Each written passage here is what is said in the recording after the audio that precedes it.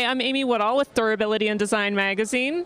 I'm sitting here with Dudley Primo, Director of Education and Development with VersaFlex Incorporated and owner of Primo Associates. Dudley, why don't you tell us what we need to know about polyurea technology? Well, Amy, polyurea technology, of course, everyone hears about it and knows about it.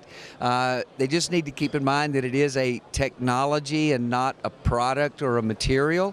There's so many different formulations that are available that are useful in a variety of applications, and people just need to know that there are products that are specific to certain application areas, and there's not one material that's used in all application areas. Now, you've been involved with polyurea technology since the early days, from what I understand, and you have dozens of technical papers, and you're the owner of dozens of patents related to the technology. What keeps you excited about this technology?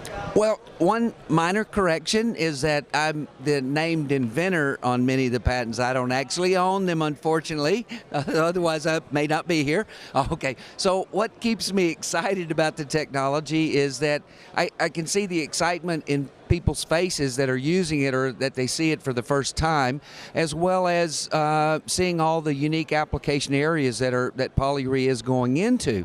Because when it was first developed as a technology for coatings, our primary goal with it was to use it as a protective coating just over polyurethane spray foam. And so now we're seeing it as a coating over concrete, steel, a variety of plastics, military applications, molding applications, and you name it. So that's what keeps me excited about it every day. And what future trends do you see developing for the technology?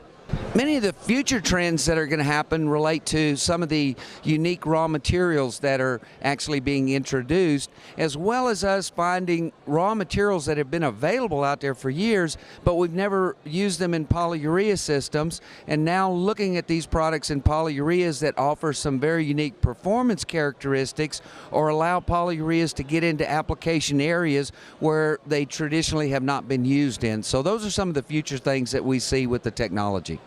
Do you have any advice for our contractor audience on polyurea? You know, that's somewhat of a loaded question because I do have a lot of advice, but I'll keep it short. It's the 3 C's that was taught to me by a very professional contractor that I know that's in Malaysia. And number 1 is that there must be commitment. Commitment from the standpoint of investing in the equipment, the required equipment that you're going to have.